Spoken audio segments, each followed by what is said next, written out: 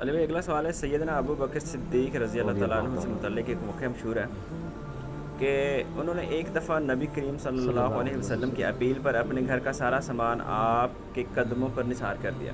الحمدللہ. اس پر نبی صلی اللہ علیہ وسلم کے پوچھنے پر سیدنا ابو بکر نے عرض کیا کہ گھر پر اللہ اور اس کے رسول کو چھوڑ آیا. یہ حدیث کسی بک میں ہے اور اگر ہے تو یہ حدیث اصول محدثین پر صحیح ہے یا ضعیف ہے؟ حدیث بالکل صحیح ہے جی، اور یہ سیدنا ابو بکر صدیق رضی اللہ تعالیٰ عنہ علیہ السلام کی شان میں چند بڑی احادیث میں سے ایک حدیث ہے. یہ حدیث جامعہ ترمذی میں موجود ہے اور امام ترمذی نے خود اس حدیث کو کہا ہے ھذا حدیث حسن صحیح، یہ صحیح حدیث ہے. اور یہ حدیث سنن نبی داؤد کے اندر بھی موجود ہے، مین سٹریم کے اہل سنت کی 2 کتابوں میں، اور مشکات کی 3 جلد میں سیدنا ابو بکر صدیق رضی اللہ تعالیٰ عنہ علیہ السلام کے فضائل والے چیپٹر میں آپ کو یہ حدیث مل جائے گی. بڑی مزے کی حدیث ہے جی. یہ سیدنا عمر کہتے ہیں کہ نبی صلی اللہ علیہ وآلہ وسلم نے ایک دفعہ اپیل کی اللہ کی راہ میں صدقہ اور خیرات کرنے کی. مختلف غزوات کے موقع پر آپ صلی اللہ علیہ وآلہ وسلم یوں صدقے کی اپیل کرتے تھے کہ اللہ کی راہ میں خرچ کرو. سیدنا عمر کہتے ہیں کہ میری فائنینشیل پوزیشن اس وقت اتنی زبردست تھی کہ اس سے پہلے کبھی نہیں تھی، تو میں دل میں یہ سوچ رہا تھا آج تو میں ابو بکر کو پیچھے چھوڑ دوں گا. ہائے ہائے، آپ دیکھیں کمپٹیشن بھی کس فیلڈ میں ہے کہ میں آج اتنا مال لے کے جاؤں گا کہ ابو بکر کو پیچھے چھوڑ دوں گا. کہتے ہیں میں نے اپنے گھر کا مال آدھا کیا، آدھا مال گھر والوں کے لیے رکھا اور آدھا میں سمیٹ کے نبی علیہ السلام کی مبارک قدموں میں، اور دل میں سوچ رہا تھا آج تو میں ابو بکر سے آگے نکل جاؤں گا. لیکن ظاہر ہے کہ ایسا ہونا تو نہیں تھا. ابو بکر تو پھر ابو بکر ہے. تو سیدنا ابو بکر صدیق رضی اللہ تعالیٰ عنہ اپنے پورے گھر کا مال اٹھا کے نبی علیہ السلام کی خدمت میں حاضر ہوئے. یا رسول اللہ یہ میری طرف سے صدقہ. اس موقع پر آپ صلی اللہ علیہ وآلہ وسلم نے سیدنا ابو بکر سے پوچھا کہ اپنے پیچھے گھر والوں کے لیے بھی کچھ چھوڑ کے آئے ہو؟ تو سیدنا ابو بکر صدیق رضی اللہ تعالیٰ نے فرمایا ابقیت، میں نے باقی رکھا ہے اپنے گھر والوں کے لیے اللہ اور اس کا رسول عز و جل و صلی اللہ علیہ وآلہ وسلم. یعنی میں اپنے گھر والوں کے لیے اللہ اور اس کے رسول صلی اللہ علیہ وآلہ وسلم کی محبت، ان پر کامل ایمان، کامل یقین چھوڑ کے آئے ہوں. کیوں؟ سورہ توبہ کی آیت ہے کہ اللہ تعالیٰ نے مومنین کی جانیں اور مال جنت کے بدلے میں خرید لی ہیں، لہٰذا اہل ایمان خوشیاں مناؤ اس بیع کے اوپر، اس بیع پہ. بیع کہتے ہیں تجارت کو، اسی سے لفظ بیعت بھی نکلا ہے. قرآن میں تو ہے کہ ہماری بیعت کس کے ساتھ ہے؟ اللہ کے ساتھ. جنت کے بدلے میں جان اور مال کس کے ذریعے؟ رسول اللہ کے ذریعے صلی اللہ علیہ وآلہ وسلم. اللہ کے سامنے انسان اپنے آپ کو بیچ سکتا ہے، انسان کے سامنے نہیں. وہ لہٰذا وہ جو بیعت جب کروا رہے ہوتے ہیں کہتے ہیں نہیں بیعت کا مطلب آپ نے اپنا آپ ہمارے آگے بیچ دیا. وہ آپ کے آگے کیا بیچا ہے؟ ایک منی کے گندے قطرے کی جو پیداوار ہے اس کے آگے اپنے آپ کو بیچ دیا ہم نے. کیا اللہ کے سامنے بیچا. انسانوں کو غلامی سے چھڑایا ہے نبی صلی اللہ علیہ وآلہ وسلم، نہ کہ انسانوں کا غلام بنایا ہے. یہ بیعت اللہ کے ساتھ ہے. جنت ملے گی جان اور مال کو اللہ کی راہ میں خرچ کرنے کے لیے. تو سیدنا ابو بکر نے کہا کہ میں اللہ اور اس کا رسول باقی چھوڑ آیا ہوں. اس سے ہمارے بریلوی بھائیوں نے رزلٹ نکالا کہ نبی صلی اللہ علیہ وسلم حاضر و ناظر ہیں. شکر ہے کہ گوروں کو اردو نہیں آتی اور ان کو انگریزی نہیں آتی، ورنہ وہ لٹریچر کے ان الفاظ کا مذاق اڑاتے ہیں. یہ تو حضرت ابو بکر کے بھی دماغ میں نہیں تھا کہ حاضر و ناظر کسی نے نکال لینا. یہ تو لٹریچر کی زبان میں بات ہو رہی تھی کہ میں اللہ اور اس کا رسول چھوڑا ہے. فزیکلی چھوڑنے کی بات نہیں ہو رہی تھی، نہ حاضر و ناظر نہ روحانی طور پہ. یہی بات ہو رہی تھی کہ اللہ اور اس کے رسول پہ جو ایمان ہے وہ ہمیں کافی ہے، اللہ تعالیٰ ہمیں اور دے گا. یہ ان کے دماغ میں نہیں تھا. پھر بھی اگر وہ کہتا نہیں اس سے مراد فزیکلی چھوڑنا ہے تو پھر تو ان کا عقیدہ بھی خراب ہو جائے گا. یہ تو ایون کہتے ہیں کہ آپ اللہ تعالیٰ کو عرش پہ مانیں تو یہ اس کے لیے مکان آپ مخصوص کر رہے ہیں، اور یہ عقیدہ شرک ہے. حنفی کہتے ہیں، وہ کہتے ہیں اللہ تعالیٰ زمان و مکان سے پاک ہے. تو اگر عرش پہ اللہ کو مانے تو یہ کہتے ہیں یہ تو گستاخانہ عقیدہ اور کفری عقیدہ ہے. اور حضرت ابوبکر کہہ رہے ہیں میں گھر میں اللہ کو چھوڑ کے آیا ہوں. تو گھر مکان ہے کہ نہیں؟ تو ان کے نزدیک تو ابو بکر بھی پھر کافر ہو جائیں گے نعوذ باللہ، کیونکہ انہوں نے بھی تو مکان ثابت کیا نا اللہ کے لیے. کہتے ہیں نا اللہ نہ مکان ہے، اللہ کے لیے کوئی مکان نہیں ہے. یہ میں ان کا عقیدہ بتا رہا ہوں. تو پھر وہاں پھر آپ کو کہ نہیں یہ تو محاورتاً بات ہوئی ہے کہ اللہ اور اس کا رسول چھوڑے. یہ میں پھکی ساتھ دیتا ہوں. سر پھکی جو ہوتی ہے نا، جب کوئی علمی بات سنے نا اور آپ کے نظریات کے خلاف ہو تو پیٹ میں مروڑ اٹھتا ہے. تو ساتھ ہی جب ہم پھکی دیتے ہیں نا وہ مروڑ ٹھنڈا ہو جاتا ہے. یہ جو مروڑ اٹھا ہوگا نا وہ ساتھ ہی ٹھنڈا ہو جائے گا. آپ نے ان کو کہنا ہے کہ تو آپ کا بھی عقیدہ نہیں ہے کہ اللہ تعالیٰ حضرت ابوبکر کے مکان کے اندر ہے، کیونکہ آپ تو کہتے ہیں اللہ کے لیے مکان ثابت کرنا تو کفر ہے. تو پھر کیا؟ تو پھر آپ کو وہی معنی کرنا پڑے گا جو ہم کر رہے ہیں. یہ لٹریچر کی زبان میں بات ہو رہی ہے کہ میرے لیے اللہ اور اس کا رسول ہی کافی ہے. اچھا یہ دیکھیں ان لوگوں نے پھر اس سے نا بڑی اور چیزیں بھی نکالی. وہ سورہ الزمر کی آیت ہے نا، الیس اللہ بکاف عبدہ، کیا اللہ اپنے بندے کے لیے کافی نہیں ہے؟ تو اہل حدیثوں نے اس کے سٹیکر چھپوا کے لگائے مختلف جگہ پہ. ان کی انٹینشن کوئی غلط نہیں تھی، لیکن اب جو بزرگوں کے بابوں کے ماننے والے ہیں انہوں نے کہا کہ جی جناب یہ تو مصیبت کھڑی ہو جائے گی، ہم نے تو بزرگوں کو بھی پکارنا ہے، یہاں تو صرف اللہ ہے. حالانکہ انہوں نے یہ نہیں دیکھا یہ تو قرآن کی آیت ہے، سورہ الزمر کی پارہ نمبر 24 کے پہلے صفحے کے اوپر، الیس اللہ بکاف عبدہ، کیا اللہ اپنے بندے کے لیے کافی نہیں ہے؟ انہوں نے اس کے مقابلے پہ سٹیکر چھاپے کہ میرے لیے اللہ اور اس کا رسول، بزرگان دین، فلاں فلاں فلاں، جتنی انہوں نے لگانی ہوتی ہیں نا وہ کافی ہیں. اور نیچے حدیث لکھی کہ حضرت بکر صدیق جب گھر کا سارا سامان لے کے آئے تو نبی علیہ السلام نے پوچھا باقی کیا چھوڑ آئے ہو؟ تو انہوں نے کہا میرے لیے اللہ اور اس کا رسول ہی کافی ہے. پہلی بات ہے یہ حدیث کے الفاظ ہی نہیں ہیں. انہوں نے کہا تھا میں اللہ اور اس کے رسول کو چھوڑ آیا ہوں. اس کا بالمفہوم ترجمہ آپ بنا سکتے ہیں، لفظی ترجمہ یہ تھا. لیکن چونکہ انہوں نے کافی کے مقابلے پہ کافی کرنا تھا نا تو ترجمہ چینج کیا. پہلی تو یہ ڈنڈی ماری، اور وہ تو اب ڈنڈی ہم نے اللہ کے فضل سے ختم کر دی ان کی. میرا اس پہ کلپ بھی ایک ریکارڈ ہو چکا ہے، میرے لیے اللہ اور اس کا رسول کافی ہے. ہم مانتے ہیں اگر آپ دینی تعلیمات کی بات کریں تو ہمارے لیے اللہ اور اس کا رسول، نبی علیہ السلام کے صحابہ، آپ کے اہل بیت، تابعین، تبع تابعین، صحیح العقیدہ مسلمان سارے ہمارے لیے کافی ہیں. لیکن یہ تقدیر کے معاملات کی بات نہیں ہو رہی ہے، علم دین کے پوائنٹ آف ویو سے بات ہو رہی ہے. جب تقدیر سے کوئی چیزیں ریلیٹڈ ہوں گی پھر صرف اللہ کے ساتھ خاص. یہ وہ ان معاملوں میں بھی کر رہے ہوتے ہیں کہ غیر اللہ کو پکارا جائے. یعنی آپ جو اللہ کے ساتھ عقیدہ رکھے ہیں نا کہ اللہ تعالیٰ آپ کی مشکل پریشانی حل کرتا ہے، ایاک نعبد و ایاک نستعین، وہ یہ عقیدے اپنے بابوں سے ریلیٹ کرنے کے لیے نا تو یہ پھر چیزیں گھڑتے ہیں اور اس میں اس طرح کی پلی دیتے ہیں. تو یہ سیدنا ابوبکر صدیق رضی اللہ تعالیٰ عنہ نے جن معنوں میں کہا وہ معنی یہی تھے کہ ہم اللہ اور اس کے رسول عز و جل و صلی اللہ علیہ وآلہ وسلم کے ساتھ اپنی محبت کو وہ سرمایہ سمجھتے ہیں کہ دنیا کے مال اس کے سامنے کوئی حیثیت نہیں رہتی. اور یہ حقیقت بات ہے میرے بھائیوں. اس امت میں سیدنا ابوبکر صدیق رضی اللہ تعالیٰ عنہ کی مبارک ذات نبی صلی اللہ علیہ وآلہ وسلم کے ساتھ اور اللہ کے ساتھ کمٹمنٹ کی ایک اعلیٰ ترین مثال ہے. صحیح بخاری میں حدیث ہے، نبی صلی اللہ علیہ وآلہ وسلم نے فرمایا مجھ پہ مال اور وقت کے اعتبار سے تمام مخلوق میں سب سے زیادہ احسان ابوبکر کے.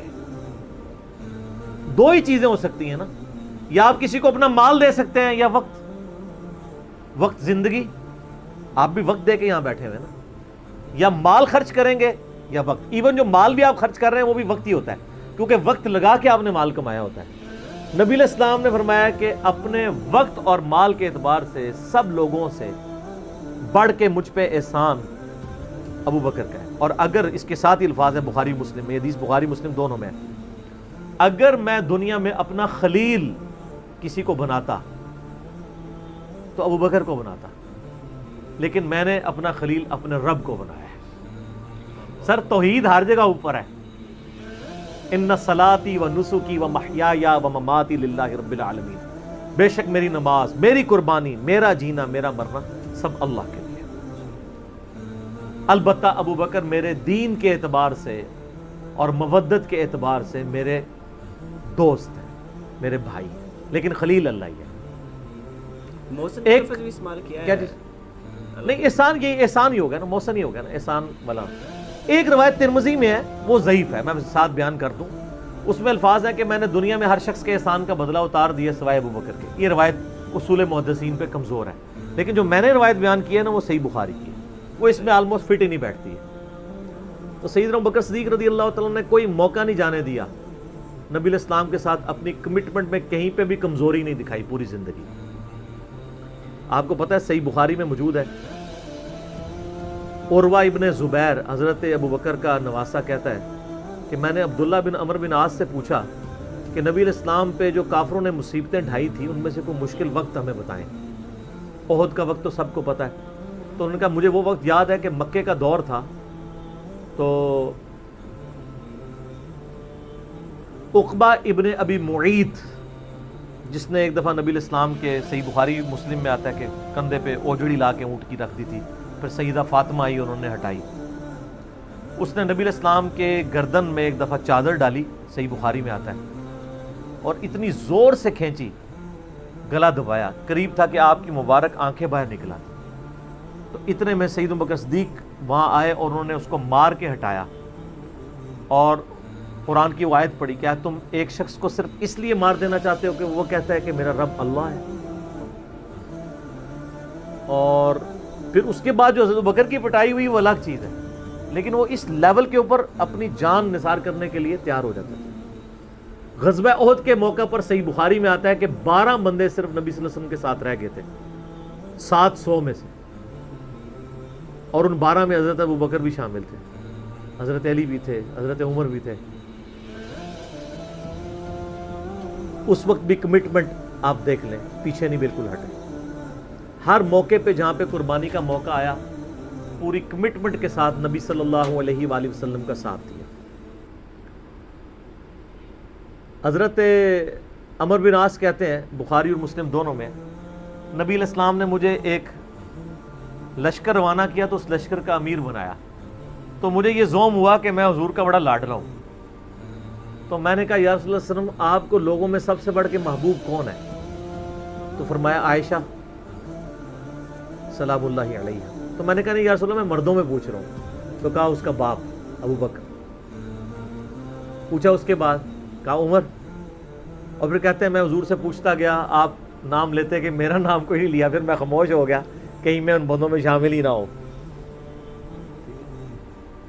صحیح بخاری میں آتا ہے، عبداللہ بن عمر رضی اللہ تعالیٰ عنہما کہتے ہیں کہ ہم نبی علیہ السلام کی موجودگی میں یہ کہا کرتے تھے کہ رسول اللہ صلی اللہ علیہ وآلہ وسلم کے بعد سب سے افضل ابو بکر ہیں، اور پھر عمر ہیں، اور پھر عثمان ہیں، اور اس کے بعد ہم صحابہ میں تفریق نہیں کیا کرتے تھے کہ کون کس سے اوپر ہے، ان تینوں کے بعد۔ لیکن یہاں پہ میں ایک ٹیکنیکل مسئلہ آپ کو بتا دوں کہ جب کبھی بھی صحابہ میں فضیلت کی بات ہو رہی ہوتی ہے نا، تو وہ ایکسکلوڈنگ اہل بیت ہوتا ہے، کیونکہ صحابہ کرام بھی اہل بیت کو ایک الگ سے آئیڈینٹی تصور کرتے تھے، اور محدثین بھی، ورنہ تو ظاہر ہے کہ صحیح بخاری میں ہے، مسلم میں بھی، کہ فاطمہ میرے جگر کا ٹکڑا ہے، جس نے فاطمہ کو تکلیف دی اس نے مجھے تکلیف دی۔ سیدنا ابو بکر بھی کبھی یہ جرت نہیں کریں گے کہ کہیں کہ میں رسول اللہ کو فاطمہ سے بڑھ کے محبوب ہوں، کبھی بھی نہیں یہ جرت کریں گے۔ اس کے الٹ آپ کو حدیثیں بخاری مسلم میں مل جائیں گی، وہ ٹاپک الگ ہے۔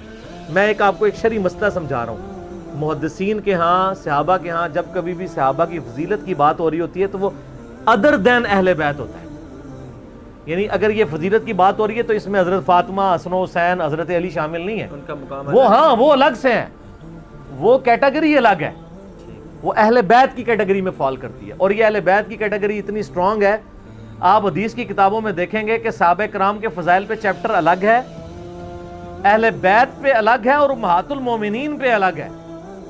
ایون امہات المومنین کو بھی اہل بیت سے الگ سے ذکر کیا جاتا ہے۔ اہل بیت کی ٹرم جو محدثین کے ہاں مانی جاتی ہے، اگرچہ امہات المومنین بھی اہل بیت ہے، لیکن وہ اسپیسیفکلی سیدنا علی، حسن حسین اور سیدہ فاطمہ کے لیے۔ تو یہ میں آپ کو کیٹیگری بتا رہا ہوں۔ تو بہرحال یہ خود مولا علی علیہ السلام کے بارے میں صحیح بخاری میں آتا ہے، محمد ابن حنفیہ نامی ایک عورت سے حضرت علی کا بیٹا تھا، اس کا نام تھا محمد۔ حضرت فاطمہ کی زندگی میں تو حضرت علی نے دوسری شادی نہیں کی، وہ صحیح بخاری مسلم میں آتا ہے، نبی علیہ السلام نے ان کو منع کیا تھا، یہ ان کی خصوصیت تھی۔ بعد میں انہوں نے کچھ شادیاں کی، اس سے بھی اولاد ہوئی، جس میں حضرت سیدہ حنفیہ نامی ایک عورت تھیں، ان سے ایک بیٹا تھا محمد ابن حنفیہ۔ صحیح بخاری میں آتا ہے حضرت ابو بکر کے فضائل کے چیپٹر میں کہ محمد ابن حنفیہ کہتا ہے کہ میں نے اپنے والد علی ابن ابی طالب سے پوچھا ابا جان بتائیں رسول اللہ کے بعد اس امت میں سب سے افضل کون ہے؟ تو انہوں نے کہا ابو بکر۔ تو میں نے پوچھا اس کے بعد؟ فرمایا عمر۔ اور ان کا میں تیسری دفعہ میں نے سوچا کہ میں اگر پوچھا تو یہ عثمان کا نام لیں گے، تو میں نے کہا اس کے بعد تو آپ کا ہی نمبر ہوگا، لیکن وہ تو علی تھے نا۔ تو انہوں نے کہا کہ میں تو عام مسلمانوں میں سے ایک مسلمان ہوں۔ وَمَنْ أَحْسَنُ قَوْلًا مِّمَّنْ دَعَا إِلَى اللَّهِ وَعَمِلَ صَالِحًا وَقَالَ إِنَّنِي مِنَ الْمُسْلِمِينَ۔ اس سے بڑھ کر کس کی بات ہو سکتی ہے جو لوگوں کو اللہ کی طرف بلائے، خود بھی نیک اعمال کرے اور پھر بھی کہ میں عام مسلمانوں سے ایک مسلمان ہوں، میں بھی مسلمان ہی ہوں۔ بہت بڑا پیر فقیر یا کوئی اپنے آپ کو ایکسٹراڈنری نہ ماننا شروع کر دے۔ اس حدیث میں بھی سیدنا ابو بکر صدیق رضی اللہ تعالیٰ عنہ کی فضیلت کو خود مولا علی نے بیان کیا۔ پھر بخاری مسلم میں جو حدیث ہے سقیفہ بنی ساعدہ والی، جو اختلاف ہوا تھا، اس میں آپ کو پتا ہے سیدنا علی نے بیعت نہیں کی تھی حضرت ابو بکر کی 6 مہینے تک، بخاری مسلم دونوں میں آتا ہے۔ پھر سیدہ فاطمہ بیمار ہو گئیں، ان کی تیمارداری کرتے رہے، پھر سیدہ فاطمہ فوت ہو گئیں۔ بخاری مسلم کے الفاظ ہیں حضرت علی نے حضرت فاطمہ کی وفات کے بعد دیکھا کہ لوگوں کا رجحان ان سے کم ہونا شروع ہو گیا۔ جب تک حضرت فاطمہ زندہ تھی تو ظاہر ہے نبی اسلام کا ایک وہ معاملہ تھا، تو پھر انہوں نے حضرت ابوبکر کو پیغام بھیجا کہ آپ میرے گھر آئیں اور اپنے ساتھ کسی کو نہیں لے کے آنا۔ اس حدیث کو روایت سیدہ عائشہ کر رہی ہیں اور حدیث بخاری میں بھی ہے، مسلم میں بھی۔ اور اما عائشہ کہتی ہیں کہ سیدنا علی کی یہ خواہش تھی کہ حضرت عمر نہ جائیں کیونکہ ان کے مزاج میں ذرا تیزی تھی۔ تو حضرت ابوبکر حضرت علی کے گھر جانے لگے تو حضرت عمر نے روک لیا، ان کا آپ کو میں اکیلے نہیں جانے دوں گا۔ ہائے ہائے، ابو بکر تو پھر ابو بکر ہے نا۔ انہوں نے کہا اللہ کی قسم نبی کے گھر والوں سے ہمیں کوئی شر کی امید نہیں ہے۔ ان کو تھا کہیں بلا کے ایجنسیوں کے ہاتھوں گرفتاری نہ کروا دیں۔ آج کے دور میں بات کروں تو حضرت بکر اکیلے گئے۔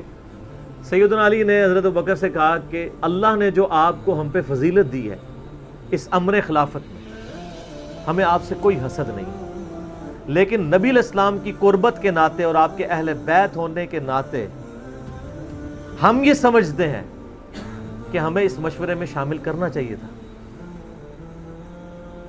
تو سیدنا ابوبکر نے رونا شروع کر دیا۔ رونے کا مطلب یہ تھا کہ انہوں نے اس چیز کو ایکسیپٹ کیا کہ یہ ٹیکنیکلی مسئلہ مس ہینڈل ہوا ہے، لیکن وہ کیوں ہوا وہ میں نے پورا 3 گھنٹے کا لیکچر ریکارڈ کروایا۔ مسئلہ 55B، وصی رسول کون ہے اور حدیث قرطاس کا تحقیقی جائزہ۔ جب رونا شروع کیا تو سیدنا علی نے کہا کہ بس اب میں آپ کی اعلانیہ بیعت کروں گا، یہ ہے للہیت، ورنہ وہ کہتے کہ ابوبکر میں بیعت کرتا ہوں باہر جا کے بتا دینا، یہ کام ہوتا تو اکڑ والا ہوتا، لیکن وہ تو علی تھے، اکڑ تو دور دور تک نہیں تھی، زہد تھا، عاجزی تھی، اللہ کا تعارف تھا۔ کہا میں اعلانیہ بیعت کروں گا آپ کی۔ آج کے ہوتے تو کہتے جی باہر جا کے آپ بتا دیں، میں ایک ٹویٹ کر دوں گا پیچھے سے کہ بس ہو گئی ہے ہمارا آپس میں۔ نہیں، ظہر کے وقت بخاری مسلم کے الفاظ ہیں، سیدنا ابوبکر نماز کے بعد ممبر پہ چڑھے اور حضرت علی کے فضائل بیان کیے اور پھر بیان کیا کہ ان کے بیعت نہ کرنے کی وجہ کیا تھی، اور پھر ممبر سے نیچے اتر آئے۔ پھر حضرت علی ممبر پہ چڑھے اور حضرت ابوبکر کے فضائل بیان کیے اور اپنے بیعت نہ کرنے کی وجوہات بتائیں، اور پھر اعلانیہ بیعت کی، اور حضرت علی ممبر سے اترے تو تمام مسلمان پھر حضرت علی سے خوش ہو گئے کہ انہوں نے اس مسئلے میں قربانی والا معاملہ کیا۔ تو یہ بھی ایک موقع تھا۔ اس میں الفاظ ہیں کہ حضرت ابوبکر کہتے ہیں اللہ کی قسم حضرت علی سے روتے ہوئے کہ مجھے نبی کے گھر والے اپنے گھر والوں سے بڑھ کے عزیز ہیں۔ اور آپ کو مزے کی بات بتاؤں، صحیح بخاری میں ایک کرٹیکل حدیث ہے حسن حسین کے چیپٹر کے اندر، امام بخاری نے ڈالی ہے، وہ امہات المومنین کے چیپٹر میں نہیں ہے، حسن حسین والے چیپٹر میں، کہ حضرت ابوبکر کہتے ہیں کہ رسول اللہ کے قرب کو ان کے اہل بیت کے قرب میں تلاش کرو۔ کون کہہ رہے ہیں؟ حضرت ابوبکر۔ اور اہل بیت سے مراد کون؟ سیدنا حسن حسین، کیونکہ امام بخاری نے اس حدیث کو حضرت ابوبکر کے قول کو حضرت حسن حسین والے چیپٹر میں لیا کہ محمد صلی اللہ علیہ وآلہ وسلم کی قربت کو ان کے اہل بیت کی قربت میں تلاش کرو۔ تو سیدنا ابوبکر صدیق رضی اللہ تعالیٰ عنہ کو نبی علیہ السلام سے نسبت رکھنے والی ہر چیز بڑی بڑھ کر محبوب تھی، چاہے وہ آپ کے اہل بیت ہوں یا آپ صلی اللہ علیہ وآلہ وسلم کی قریبی کو رشتہ دار ہوں، ہر معاملے میں. اس لیے آپ دیکھیں نا، کمپرومائز آپ کو کہیں نظر نہیں آتا. سر بخاری میں آتا ہے کہ صلح حدیبیہ کے موقع پر حضرت عمر سے بھی تھوڑی سی مس ہینڈلنگ ہو گئی تھی. یا رسول اللہ ہم کیا حق پہ نہیں ہیں، پھر دب کے کیوں صلح کر رہے ہیں؟ حضور نے فرمایا کہ میں اللہ کا پیغمبر ہوں. پھر بھی تسلی نہیں ہوئی، حضرت ابوبکر کے پاس آئے، پھر حضرت ابوبکر نے ڈانٹا کہ عمر وہ اللہ کے پیغمبر ہے. اور حضرت عمر کہتے ہیں مجھے پوری زندگی اس چیز کا غم رہے گا کہ میں نے بڑی جرت دکھائی. الٹیمیٹلی ثابت ہوا کہ صلح حدیبیہ والا جو معاملہ تھا وہ مسلمانوں کے حق میں شامل ہوا. لیکن حضرت ابوبکر کا آپ ایمان کا لیول دیکھیں کہ وہ سرکمسٹانسز پہ نہیں جاتے تھے، وہ کہتے تھے اللہ کے پیغمبر نے فیصلہ کیا، الٹیمیٹلی اسی میں خیر ہوگی. ان کا ایمان اس لیول کا تھا کہ وہ عقلی دلائل کو بعد میں رکھتے تھے. اور وہاں پہ بھی آپ کو نظر آیا ہے، اور انہوں نے حضرت عمر کو کہا کہ عمر وہ اللہ کے پیغمبر ہیں، جو فیصلہ کر رہے ہیں وہ ٹھیک ہے. اسی لیے ہر مسئلے میں آپ کو احتیاط کا پہلو نظر آتا ہے. پھر بخاری میں آتا ہے جب مرتدین زکوٰۃ تھے، حضرت عمر جیسے لوگ بھی کہہ رہے تھے اتنے مازوں پہ آپ جنگ نہ کھولیں، پہلے کچھ قبائل مرتد ہو گئے ہیں، رومن امپائر چڑھی دوڑی ہے، پرشین امپائر کے ساتھ ہم نے سارے معاملات شروع کیے ہوئے ہیں، اتنے مازوں پہ ہم کیسے لڑیں گے؟ تو سیدنا ابوبکر نے کیا کہا تھا؟ اللہ کی قسم کو رسول اللہ کے زمانے میں جانور دیتا تھا اور اس کے ساتھ ایک رسی بھی دیتا تھا، اور اب نہیں دے گا نا، میں اس کے خلاف بھی قتال کروں گا، اکیلا مجھے کرنا پڑے. جس طرح نماز اللہ کا حق ہے، اسی طریقے سے زکوٰۃ بھی اللہ کا حق ہے. جو نماز اور زکوٰۃ میں فرق کرے گا میں اس کے خلاف قتال کروں گا. وہ ریٹ آف دی گورنمنٹ کو چیلنج کر رہا ہے. حضرت عمر کے الفاظ ہیں بخاری میں کہ اللہ تعالیٰ نے ابوبکر کا سینہ کھول دیا تھا اس مسئلے میں، اور ابوبکر کی باتیں سن کے ہمارا سینہ بھی کھل گیا. حالانکہ پورے صحابہ ایک طرف کھڑے تھے، ابوبکر ایک طرف کھڑے ہوئے تھے. ان کی جو نبی علیہ السلام سے کمٹمنٹ تھی نا، وہ ان کو ہٹنے نہیں دیتی تھی. صحیح بخاری میں آتا ہے، آپ کو پتہ ہے لشکر اسامہ کے اوپر بڑے بڑے صحابہ نے اعتراض کیا کہ یہ اسامہ تو کل کا بچہ ہے، 15-16 سال کا، اتنے سینئر صحابہ اس کے انڈر لگا دیے ہیں. نبی علیہ السلام نے وفات کی وصیت کی تھی کہ لشکر اسامہ بھیجنا ہے، اور رومن امپائر، کیونکہ انہی کے باپ شہید ہوئے تھے نا، زید ابن حارثہ غزوہ موتا کے اندر. اب جب نبی علیہ السلام کی وفات ہوئی تو پھر لوگوں کو آ کے لوگ مشورے دے رہے ہیں حضرت ابوبکر کو کہ اب تو آپ نے ڈیسیژن کرنا ہے تو اسامہ کو چینج کر دیں.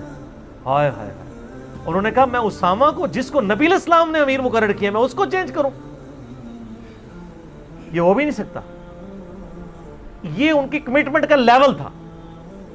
تراویح کی جماعت نہیں شروع کرائی، سر کمٹمنٹ کا لیول دیکھیں. بھئی نبی علیہ السلام نے نہیں کرائی، میں نے بھی نہیں کرانی. حضرت عمر نے بھی 3 سال نہیں کی، بعد میں کروائی، لیکن اس میں ساتھ ہی انہوں نے، صحیح بخاری میں موجود ہے کہ اس سے افضل یہ ہے کہ جو رات کے آخری پہر میں اٹھ کے کوئی گھر میں نماز پڑھ لیں. یہ صرف جواز کی حد تک تھا. لیکن حضرت ابوبکر کی احتیاط کا لیول آپ دیکھیں، انہوں نے تراویح کی جماعت بھی نہیں شروع کروائی کہ نبی علیہ السلام نے نہیں کروائی، میں کیوں کرواؤں؟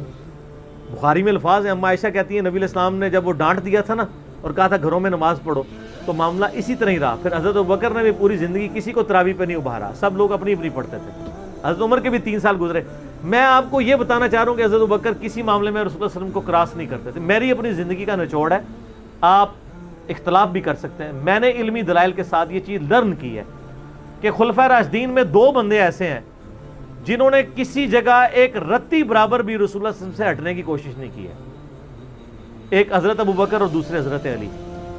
حضرت عمر اور عثمان کی زندگی میں آپ کو کئی واقعات ایسے ملیں گے کہ انہوں نے اجتہاداً کچھ ایسے کام کیے ہیں جو بعد میں ان کو ریورس کرنے پڑے ہیں. انہوں نے اپنے اجتہاد سے کیے، ان کا معاملہ اللہ کے سپرد. لیکن حضرت ابوبکر اور حضرت علی جو تھے، یہ 2 پرسنالٹیز ایسی تھیں کہ ان میں جو سنت کو فالو کرنے کی کمٹمنٹ تھی نا، وہ ایسی تھی کہ وہ اپنی عقل کو دوسرے نمبر پہ رکھتے تھے. ابو داؤد میں حدیث نہیں ہے، حضرت علی کہتے ہیں اگر عقل پہ ہی جانا ہوتا نا تو میں پاؤں کے نیچے کا مسا رکھتا موزوں پہ، کیونکہ وہ گندا تو وہ ہوتا ہے حصہ، لیکن سنت کہتی ہے اوپر، کہتا اوپر پہ. حج تمتع ایون صحیح بخاری میں آتا ہے جب قرآن جمع کرنے کی باری آئی تو کس نے مخالفت کی؟ حضرت ابوبکر نے. میں وہ کام کیوں کروں جو رسول اللہ نے نہیں کیا؟ پھر صحابہ سے ڈیبیٹ ہوئی، الٹیمیٹلی حضرت ابوبکر صدیق قائل ہوئے. ان کا پہلا جواب ہمیشہ ہوتا تھا نا، نبی نے نہیں کیا، نہیں کرنا. اب میرے ساتھ بحث کرو، قائل ہوں گا اور دیکھوں گا کیا رسول اللہ کی منشا اس میں شامل تھی تو میں ایگری کروں گا، ادروائز نہیں. اسی وجہ سے حج تمتع پہ بھی پابندی نہیں لگائی. حضرت عمر نے لگائی، بعد میں ریورس کرنی پڑی. حضرت عثمان نے بھی لگائی، پھر ریورس کرنی پڑی. صحیح بخاری میں آتا ہے حضرت علی نے مخالفت کی. لیکن حضرت بکر کی زندگی میں آپ کو سنت کے ساتھ کمٹمنٹ کا یہ لیول ملے گا، کبھی ان کو کوئی ڈیسیژن ریورس نہیں کرنا پڑا۔ ان کی نبی علیہ السلام کے ساتھ جو عقیدت تھی نا، اور ہر معاملے میں، حتیٰ کہ صحیح بخاری اور مسلم میں آتا ہے، اور نبی علیہ السلام کا کیا ریگارڈ ہے، بخاری مسلم دونوں میں آتا ہے کہ نبی صلی اللہ علیہ وآلہ وسلم نے، یعنی بیماری کے دن تھے آپ کے، آپ نے فرمایا کہ ابو بکر کو میری جگہ نماز پڑھائیں۔ تو حضرت عائشہ کہتی ہیں کہ میں نے کہا یا رسول اللہ صلی اللہ علیہ وسلم، میرے باپ جو ہیں رقیق القلب ہیں، آپ کی جگہ مصلی پہ کھڑے ہوں گے نا تو وہ برداشت نہیں کر سکیں گے کہ یہ دن بھی دیکھنا پڑا کہ اللہ کے نبی مصلی پہ نہیں آئے اور میں ان کی جگہ کھڑا ہوں، تو نماز نہیں پڑھا پائیں گے۔ تو آپ فرمایا لا، ابو بکر کو کہو کہ نماز پڑھائیں۔ پھر انہوں نے ریکویسٹ کی، نبی علیہ السلام اتنے غصے میں آئے، بخاری اور مسلم کے الفاظ ہیں، آپ نے فرمایا تم تو یوسف والیاں ہو۔ ہوئے ہوئے ہوئے ہوئے، یوسف کو کس نے تنگ کیا تھا؟ ان کے بھائی زلیخا اور باقی عورتوں نے۔ کتنی نٹوریس مثال تھی اگر آپ کمپیئر کرنا شروع کریں، بالکل 100% بٹھائیں تو حضرت یوسف کو تنگ کیا نا، اپنی طرف مائل کرنا چاہتی تھی۔ یہاں پہ وہ والا نیگیٹو پہلو نہیں تھا، لیکن یہاں پہ نبی علیہ السلام نے اپنی بیویوں کو کیا کہا، تم بھی یوسف والیاں ہو۔ جس طرح ان عورتوں نے یوسف کو اپنی مرضی کے مطابق چلانے کی کوشش کی تھی، تو مجھے اپنی مرضی کے مطابق چلا رہی ہو، ابو بکر کو کہو کہ نماز پڑھائیں۔ اتنی کمٹمنٹ۔ پھر انہوں نے نماز پڑھائی۔ صحیح بخاری میں آتا ہے، اما عائشہ کہتی ہیں حضور اپنی وفات کے دنوں میں کہتے تھے، عائشہ میرا ارادہ ہے میں تیرے بھائی عبد الرحمن بن ابی بکر اور تیرے باپ ابی قحافہ ان کی یعنی کنیت تھی، اس کو بلاؤں اور ان کو میں لکھ دوں۔ مجھے خطرہ ہے کہ میرے بعد کوئی ڈیمانڈ کرے گا، لیکن اللہ اور میری امت ابو بکر کے علاوہ کسی کے لیے راضی نہیں ہوگی۔ یہ تو بعد میں پتہ چلا نبی علیہ السلام اشارتاً کیا بات کر رہے تھے، امر خلافت کی۔ اس حدیث کے تحت میں نے 55B مسئلے میں بتایا کہ نبی علیہ السلام اگر اپنی زندگی میں کسی کو خلیفہ نامزد کرتے تو حضرت بکر کو کر کے جاتے، کیونکہ نبی علیہ السلام بادشاہ نہیں تھے، اللہ کے پیغمبر تھے۔ آپ اپنے خاندان میں کبھی بھی یہ معاملہ نہیں کر سکتے تھے، اور یہ بات صحابہ کرام کو پتہ تھی۔ لیکن جب اللہ نے آپ کو گارنٹی دی کہ اللہ اور میری امت ابو بکر کے علاوہ کسی پہ راضی نہیں ہوگی، تو پھر نبی علیہ السلام نے اس مسئلے کو ان اٹینڈڈ چھوڑ دیا۔ بخاری میں ہی آتا ہے، ایک عورت حضور کے پاس آئی اور کہا یا رسول اللہ آپ فوت ہو جائیں اور میں اس کے بعد آؤں اور آپ کو نہ پاؤں، تو فرمایا ابو بکر سے مل لینا میرے بعد۔ تو اشارے تو کافی آپ نے چھوڑے ہوئے تھے اس حوالے سے۔ صحیح بخاری مسلم میں حدیث ہے، نبی علیہ السلام ایک باغ میں بیٹھے تھے، ابو موسیٰ اشعری کہتے ہیں دروازے پہ دستک ہوئی، آپ نے فرمایا جو کوئی بھی ہے اسے جنت کی بشارت دے دو۔ کہا دروازہ کھولا سیدنا ابو بکر، میں نے کہا رسول اللہ صلی اللہ علیہ وسلم نے جنت کی بشارت دی ہے۔ تو انہوں نے کہا کہ تکبیر بلند کی اور اللہ کا شکر ادا کیا، اللہ اکبر کبیرہ والحمد للہ کثیرہ۔ نبی علیہ السلام کنویں کی منڈیر پہ بیٹھے ہوئے تھے، آپ نے ابو بکر کو اپنی دائیں جانب بٹھا لیا، ٹانگیں لٹکا کے۔ وہ جو پرانے زمانے میں بڑے کنویں ہوتے تھے نا، وہ چھوٹی سی دیوار باہر نکلی ہوئی ہوتی ہے۔ پھر تھوڑی دیر بعد دستک ہوئی، آپ فرمایا اب بھی جو آتا ہے جنت کی بشارت دے دو۔ دروازہ کھولا سیدنا عمر، ان کو بشارت دی، انہوں نے بھی پھر اللہ کی حمد اور تکبیر بلند کی۔ پھر تیسری دفعہ دستک ہوئی، فرمایا اب جو کوئی ہے اسے جنت کی بشارت دو، لیکن ان مصیبتوں اور پریشانیوں کے ساتھ جو اسے آئیں گی۔ دروازہ کھولا تو سیدنا عثمان تھے، انہوں نے اللہ کی حمد بیان کی اور کہا میں اللہ کی پناہ میں آتا ہوں ان فتنوں سے اور پریشانیوں سے جسے مجھے اس کا سامنا کرنا۔ حضرت عمر کو حضور نے بائیں جانب بٹھا لیا، اب دائیں اور بائیں جگہ ختم ہو گئی تھی، تو حضرت عثمان سامنے آ کے بیٹھ گئے۔ راوی کہتے ہیں کہ میں نے اس سے یہ رزلٹ نکالا ہے کہ ابو بکر و عمر رسول اللہ کے ساتھ دفن ہوں گے اور حضرت عثمان کی قبر رسول اللہ کے سامنے بنے گی۔ سر آج بھی میں حضرت عثمان غنی کی قبر مبارک پہ کئی دفعہ حاضر ہوا ہوں، ایگزیکٹ روضہ شریف کی سیدھ میں قدموں کی جانب، اور ابو بکر عمر ساتھ ہیں۔ قبر رسول پہ میری حاضری والا لیکچر بھی ہے، میں نے باقاعدہ اس میں نقشہ بتایا ہے کہ کس طریقے سے قبریں ہیں۔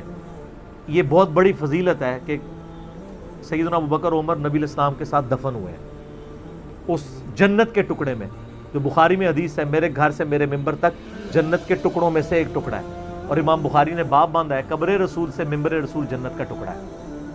اسی جنت کے ٹکڑے میں سیدنا ابو بکر عمر کی قبریں ہیں، نبی علیہ السلام کے ساتھ، اور الٹیمیٹلی سیدنا عیسیٰ ابن مریم کی قبر بھی وہاں پہ بنے گی۔ یہ قبریں اس طرح ہیں کہ نبی علیہ السلام کی قبر مبارک سب سے آگے ہے یوں، یعنی جب ہم حاضری دیتے ہیں تو قبلے کی رخ ہماری پیٹھ ہوتی ہے، تو روضہ شریف کی طرف ہمارا یعنی مبارک جالیوں کی طرف ہمارا رخ ہوتا ہے، تو سب سے آگے نبی علیہ السلام کی قبر ہے۔ نبی علیہ السلام کا جہاں پہ آپ سمجھ لیں سینے کا نچلا ناف والا حصہ بنتا ہے نا، وہاں حضرت ابوبکر کا سر ہے اور ان کی ٹانگیں اور آگے ہیں، یعنی ادبن ان کو تھوڑا پیچھے کر کے دفنایا گیا، یہاں سے بھی پیچھے اور ادھر سے بھی سیدھ میں نہیں، اور جہاں حضرت ابوبکر کی ناف آتی ہے وہاں حضرت عمر کا سر ہے، اور وہ اس کی ایسے یہاں ایک جگہ خالی ہے، وہ حضرت عیسیٰ ابن مریم کی قبر بننی ہے، المستدل علاقے میں بھی ہے، جامعہ ترمذی میں بھی اشارتاً موجود ہے۔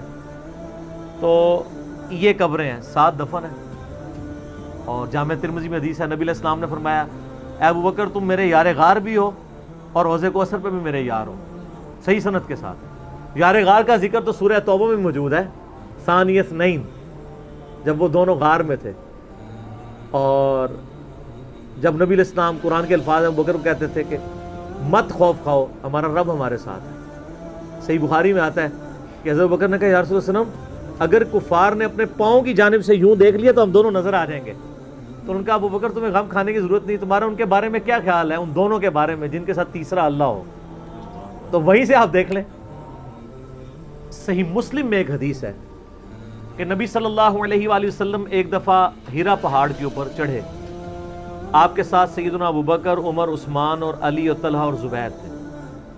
آپ نے فرمایا اور وہ جو پہاڑ تھا ہیرا پہاڑ وہ بھی وجد میں آ گیا ہوگا، ہلنا شروع کر دیا۔ آپ نے فرمایا تھم جا، تجھ پہ اس وقت نبی، صدیق اور شہداء کے سوا کوئی نہیں ہے۔ یعنی نبی کون؟ خود نبی صلی اللہ علیہ وآلہ وسلم، صدیق کون؟ سیدنا ابوبکر صدیق، اور باقی سارے شہداء، حضرت عثمان، حضرت علی، طلحہ اور زبیر، سارے شہید ہوئے۔ اچھا یہ صدیق کا لقب بھی ثابت ہے، بخاری مسلم میں آپ کو ویسے تو سیدنا ابوبکر کے نام کے ساتھ صدیق ملے گا، یہ لقب پڑا کہاں سے تھا؟ وہ دلائل النبوہ امام بیہقی کی کتاب میں بھی ہے، سنن طبرانی کے اندر بھی، اور کئی کتابوں میں موجود ہے، صحیح ابن حبان میں، ابن خزیمہ میں، کہ معراج کے موقع کے اوپر جب نبی صلی اللہ علیہ وآلہ وسلم نے بتایا کہ راتوں رات اللہ نے مجھے بیت المقدس سے تک، خانہ کعبہ سے بیت المقدس اور وہاں سے آسمانوں کی سیر کروائی ہے، تو آپ کو سیدنا ابوبکر کو آ کے کافروں نے کہا کہ دیکھو تمہارا ساتھی کس طرح کی باتیں کر رہا ہے، تو انہوں نے کہا کہ ہم نے نبی صلی اللہ علیہ وسلم کے کہنے پہ اتنی بڑی بڑی چیزیں مان لی ہیں، تو یہ کہہ رہے ہیں تو یہ بھی ٹھیک بات ہے، تو یعنی وہ تصدیق کرنے والے بنے، اس وجہ سے ان کو صدیق کہا جاتا ہے۔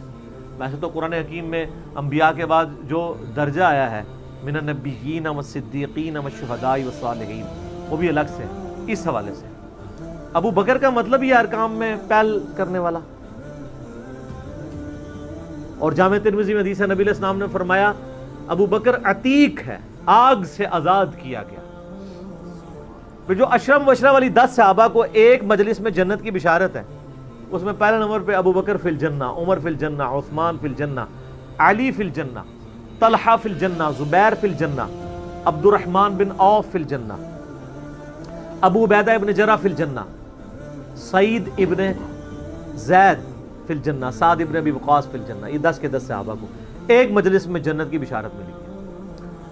سیدنا ابوبکر کی نبی علیہ السلام کے ساتھ کمٹمنٹ کا آپ لیول دیکھیں کہ مزاج آپ کو پتہ بڑا نرم تھا، لیکن جہاں نبی علیہ السلام کا معاملہ آتا تھا تو آپ سے زیادہ مضبوط شخص کوئی نہیں تھا۔ مضبوطی کا تعلق جسم کے مضبوط ہونے سے نہیں ہوتا، ایمان کے مضبوط ہونے سے ہوتا ہے۔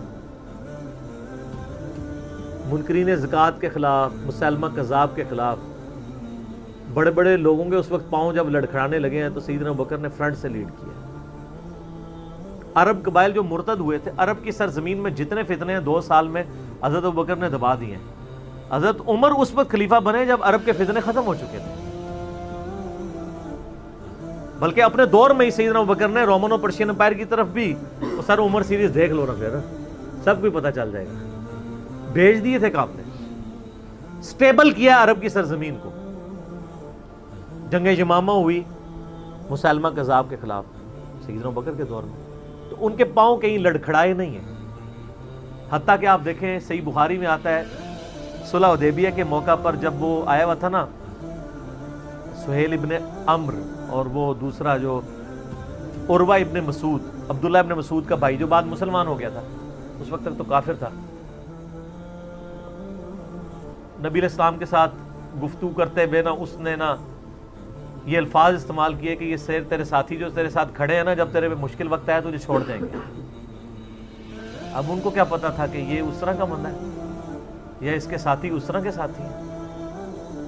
اس پہ حضرت بکر کو بڑا سخت غصہ آیا، انہوں نے کہا کہ جاؤ لات اور منات کی شرمگاہیں چاٹو تم لوگ۔ اب اتنے سخت الفاظ ایک ایسے شخص کی زبان پہ جو سراپا اخلاق ہو، جسے غصہ نہ آتا ہو، صرف اس لیے کہ نبی علیہ السلام کے ساتھ اس نے مس بہیو کیا۔ اس سے بعض لوگوں نے گالی کی پلی لی ہے کہ جی گستاخوں کو گالیاں نکال سکتے، انہوں نے گالی نہیں دی تھی، وہ آلریڈی شرمگاہوں کو چاٹتے تھے، تو ان کی غلط بات کا ہی ان کو تانا دیا جو وہ کر رہے تھے۔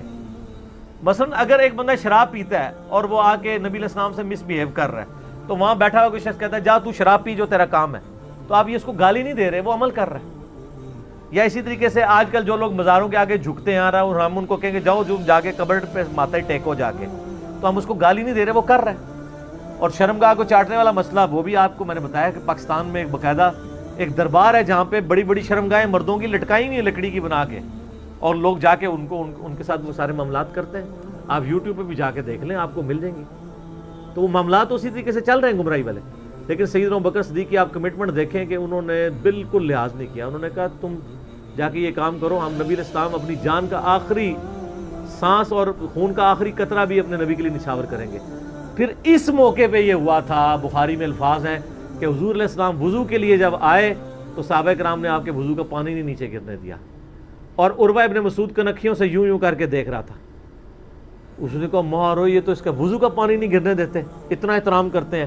حتیٰ کہ بخاری کے الفاظ ہیں نبی علیہ السلام کا بلغم بھی صحابہ کے ہاتھوں پہ آتا تھا، اگر کسی کو نہیں ملتا تھا دوسرے کے ہاتھ کو مل کے اپنے جسم میں ملتا تھا۔ بیسیکلی وہ کافروں کو یہ میسج دے رہے تھے کہ اس کے بارے میں تم کہہ رہے ہو جس کا وضو کا پانی نیچے گرنے دیتے، اس کے خون کا قطرہ گرنے دیں گے؟ اور یہی ہوا، بخاری کے الفاظ ہیں۔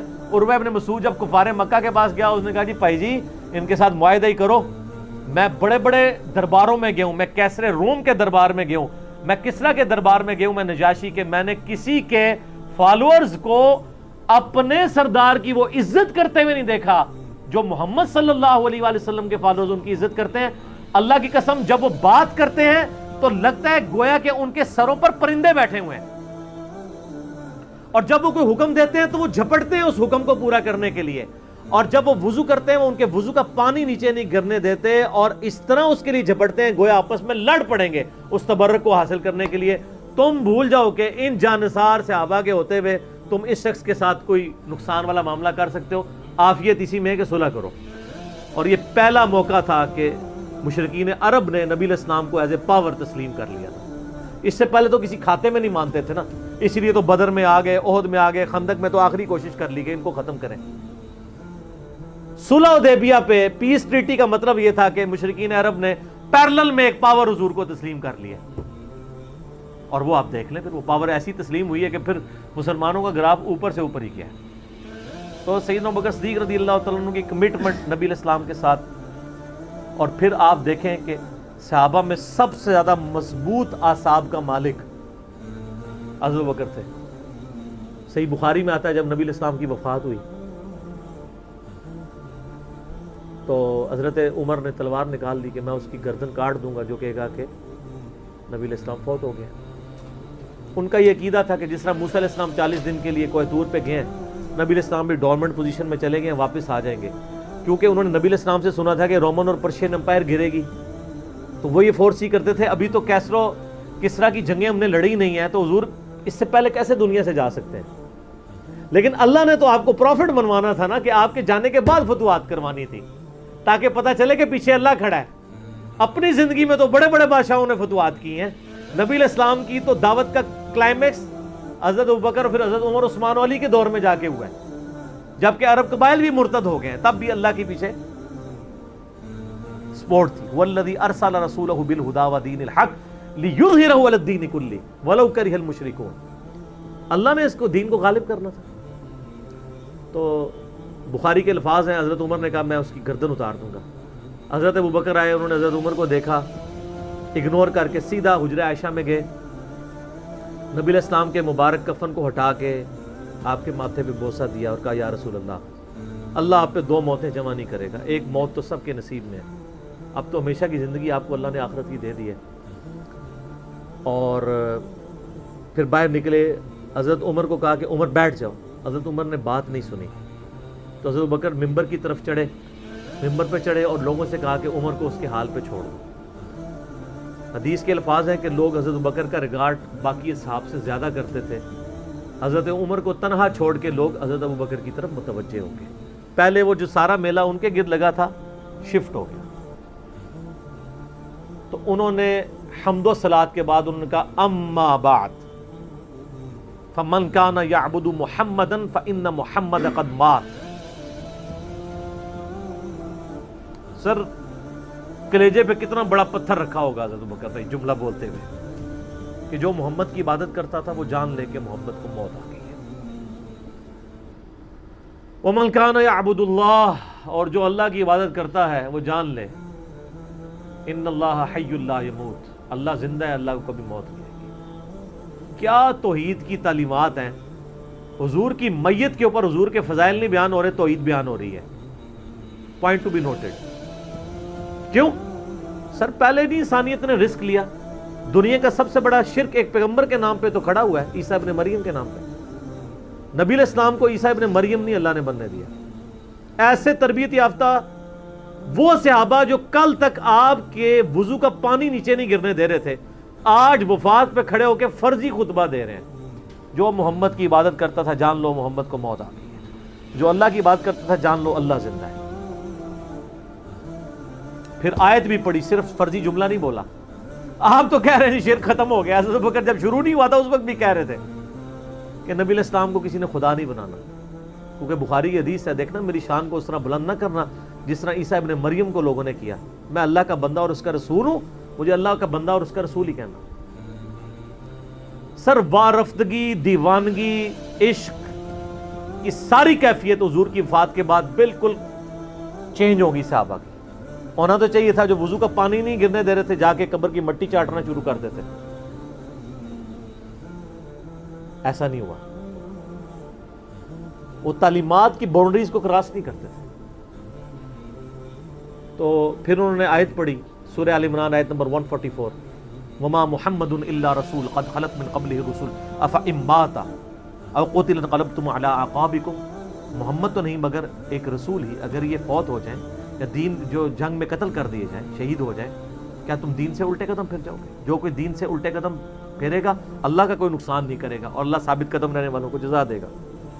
پھر سورہ الزمر کی آیت نمبر 30 پڑھی، انک میت وانہم میتون، اے نبی تمہیں بھی مرنا ہے اور ان کو بھی موت آنی ہے تمہارے مخالفین کو، پھر تم اللہ کے حضور جھگڑو گے، اللہ تمہارا فیصلہ کرے گا۔ یہ سیدنا ابوبکر کی حضور کی وفات کے وقت استقامت تھی۔ پھر جھگڑا کھڑا ہو گیا حضور کو دفنانا کدھر ہے؟ جامعہ ترمذی میں حدیث ہے، سیدنا ابوبکر کہتے ہیں کہ میں نے نبی علیہ السلام سے یہ بات سنی تھی کہ اللہ اپنے پیغمبر کو وہیں پہ موت دیتا ہے جو اس کے لیے سب سے پسندیدہ جگہ اللہ کے نزدیک ہوتی ہے، تو حضور کی جو چارپائی ہے نا اس کے نیچے ان کی قبر کھولو، وہاں پہ اللہ نے ان کو موت دی۔ پہلے صحابہ میں رائے نہیں طے ہو رہی تھی کہاں دفنانا۔ پھر سنن نسائی الکبریٰ کے اندر پورا وفات النبی چیپٹر ہے، سنن ابن ماجہ میں بھی موجود ہے کچھ حصہ اس کا۔ پھر لوگوں نے پوچھا کہ نبی علیہ السلام کا جنازہ ہوگا؟ انہوں نے کہا ہاں ہوگا۔ اسی طریقے سے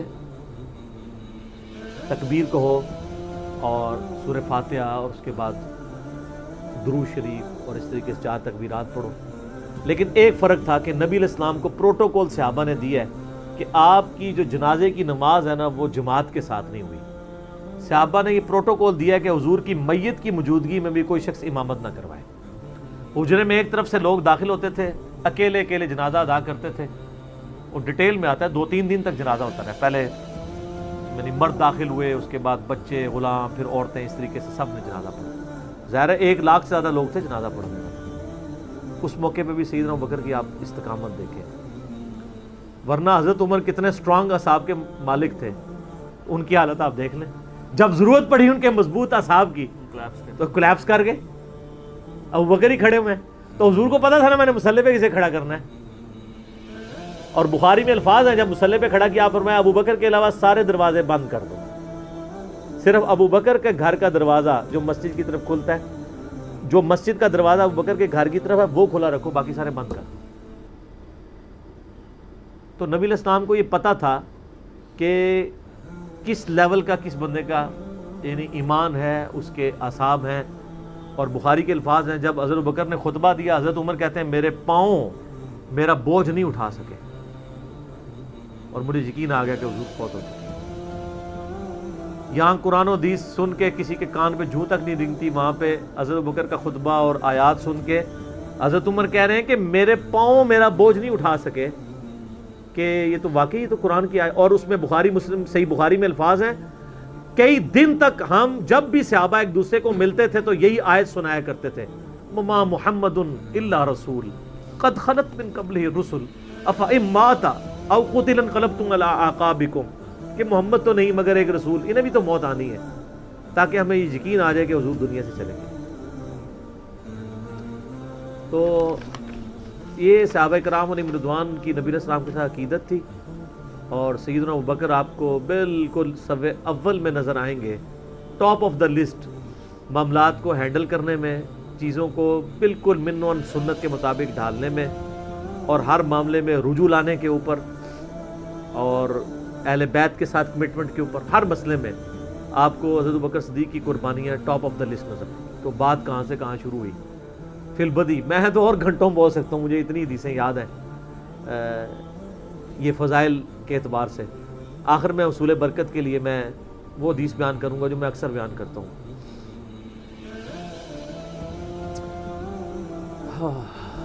عبداللہ بن عباس رضی اللہ تعالیٰ عنہما کہتے ہیں, بخاری اور مسلم دونوں میں, کہ سیدنا عمر کی میت رکھی ہوئی تھی اور لوگ آ کے ان کی میت پہ سلام پڑھ رہے تھے اور اپنے اپنے انداز میں خراج تحسین پیش کر رہے تھے کہ اس شخص کی وجہ سے اسلام کو کیا عروج ملا. تو کہتے ہیں اتنے میں نے محسوس کیا کہ ایک شخص میرے پیچھے آ کے کھڑا ہوا اور اس نے میرے کندھے پہ یوں کونی رکھی, میری پیٹھ اس کی جانب تھی, اس نے کونی میرے کندھے پہ یوں رکھی, اور حضرت عمر کی میت سے مخاطب ہو کے کہنے لگا کہ اے عمر اللہ تجھ پہ رحم فرمائے, تو روئے ارض پہ ان لوگوں میں سے ایک شخص تھا کہ میری بھی خواہش تھی کہ میں ان اعمال کے ساتھ اللہ کے حضور پیش ہوتا, کہ اگر اللہ کے حضور پیش ہونے کے لیے مجھے بہترین اعمال چاہیے تو تیرے اعمال. ظاہر ہے جی رومن اور پرشین امپائر گھری ہے, کس لیول کا عروج, کیونکہ میں نے رسول اللہ صلی اللہ علیہ وآلہ وسلم سے بارہا سنا تھا, میں ابو بکر اور عمر داخل ہوئے, میں ابو بکر اور عمر نکلے, میں ابو بکر اور عمر نے یہ کیا. تو مجھے بڑی امید تھی کہ تم اپنے دو ساتھیوں سے جا ملو گے, یعنی رسول اللہ اور ابو بکر کے ساتھ صلی اللہ علیہ وآلہ وسلم رضی اللہ عنہ. تو یعنی نبی علیہ السلام کے بعد سیدنا ابو بکر اور پھر حضرت عمر بھی وہیں پہ پہنچ گئے. تو مجھے نبی علیہ السلام کے اس فرمان سے لگتا تھا جس طرح آپ اپنی زندگی میں کہتے تھے نا, میں ابو بکر عمر, میں ابو بکر عمر, میں ابو بکر عمر, مجھے پتا تھا تم نے جا کے انہی سے ہی ملنا ہے جا کے, اور دیکھ لیں قبر بھی پھر ساتھ بنی دونوں کی. تو عبداللہ ابن عباس کہتے ہیں کہ میں نے جب یوں مڑ کے دیکھا تو وہ سیدنا علی بن ابی طالب تھے جو حضرت عمر کی میت کے اوپر یہ کلمات پڑھ رہے تھے, میں ابو بکر اور عمر, میں ابو بکر اور عمر رضی اللہ عنہم اجمعین وعلیہم السلام اجمعین. اللہ تعالیٰ ہمارے دلوں میں خلفائے راشدین کی محبت, اہل بیت کی محبت راسخ فرمائے رضی اللہ عنہم اجمعین وعلیہم السلام اجمعین, اور قیامت والے دن حوض کوثر پہ ان کے ساتھ محشور فرمائے. آمین ثم آمین.